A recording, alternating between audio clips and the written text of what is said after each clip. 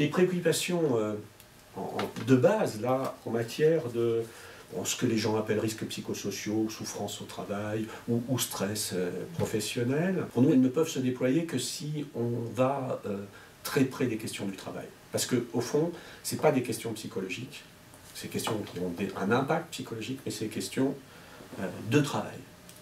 Et c'est lié au fait que les salariés, quand ils travaillent, ils ne peuvent jamais se contenter de faire ce que leur a dit leur chef. En gros, le novice, il essaye de faire ce qu'on lui a dit. Ça ne marche pas. Et puis, il va falloir qu'il construise, qu'il entre dans un processus d'adaptation, etc. Et quand il construit cette capacité de réponse, il se construit lui-même. D'abord, il mobilise ce qu'il est, son histoire, etc. Et puis, il la développe. Et ça, c'est un facteur de santé considérable. Voilà. La santé, c'est directement lié à cette capacité à investir les situations, à y mettre de soi, parce que ça ne va pas marcher si on n'y met pas de soi, et à pouvoir en fait s'y reconnaître, et peut-être même en être fier. Et voilà, ça c'est la santé. Et puis, le contraire de la santé, si on prend les théories du stress ou de la souffrance au travail, c'est la situation où je n'ai pas de pouvoir, je n'ai pas de possibilité de me manifester comme ça, d'apporter une contribution à partir de ce que je suis personnellement. Et si vous voulez, le modèle dominant dans la littérature scientifique mondiale sur la question du stress professionnel, qui est le modèle de Karasek, c'est un modèle qui dit, voilà, l'enjeu en matière de santé, c'est est-ce que dans une situation qui est une situation de contrainte, parce que les situations de travail sont des situations de contrainte, est-ce que je trouve là-dedans un espace d'expression personnelle, de développement, et à ce moment-là, je construis ma santé, ou bien si je ne trouve pas cet espace, ce que ça mobilise en moi et qui ne peut pas s'exprimer dans l'action, va se manifester en termes de perturbation des régulations internes de l'organisme, neurovégétatives, endocriniennes, immunologiques, etc. Le problème, c'est qu'on bute plus ou moins vite sur une contradiction. C'est-à-dire qu'on ne peut pas travailler correctement si on ne s'approprie pas le travail, et en même temps, la formule du rapport salarial, c'est ton travail ne t'appartient pas. En gros, le chef, il a intérêt à ce que les gens s'apesantissent pas trop sur les situations pour pouvoir débiter et que, globalement, les résultats de son service, statistiquement, soient bons. Celui qui travaille, son intérêt, la dynamique pour lui, c'est pas ça, c'est d'améliorer sa capacité à répondre correctement. On vous demande d'usiner un truc et vous fabriquez un monde. C'est ça le truc. Et en gros, voilà, on va retrouver cette tension, la qualité pour le métier, et puis d'un autre côté, la qualité pour le marché et dans le temps du marché. Et c'est pas du tout la même. C'est pas du tout la même chose. Le conflit sort comme ça. Et à partir de là, les gens qui... Alors, le conflit qui peut durer et qui peut amener les gens à ce qu'on appelle la décompensation, c'est-à-dire le basculement dans la maladie. Voilà. À ce moment-là, ils peuvent être pris en charge de plusieurs façons. Vous avez une première façon qui est extrêmement répandue, qu'on va caractériser comme victimologique.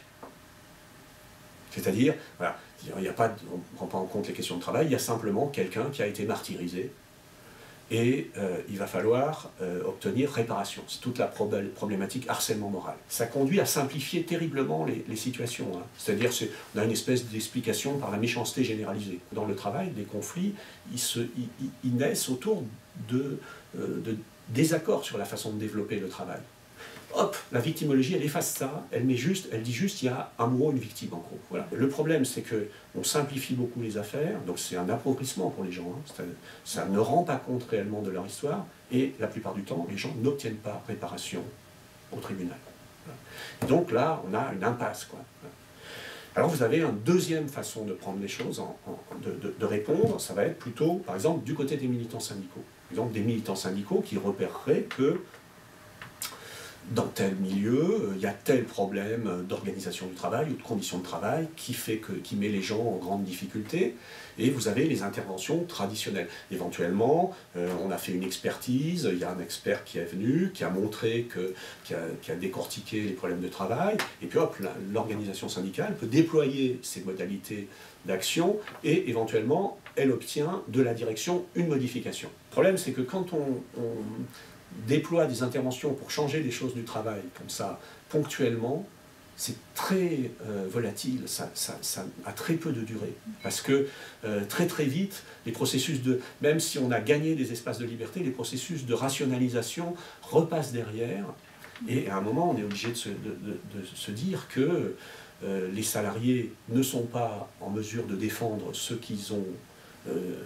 dont ils avaient bénéficié, et que c'est aussi en lien au fait qu'ils ont été mobilisés en rien pour les obtenir, qu'il y aurait beaucoup plus de chances qu'elles soient pérennes si on les obtient pas simplement par l'action syndicale, mais par une action syndicale qui soit plus étroitement en lien avec l'action des salariés. Quand on prend les individus, c'est un vrai enjeu pour eux de se réapproprier ce dont il était question réellement dans le travail, leur investissement positif, parce que quand ils ont été attaqués, c'est toujours...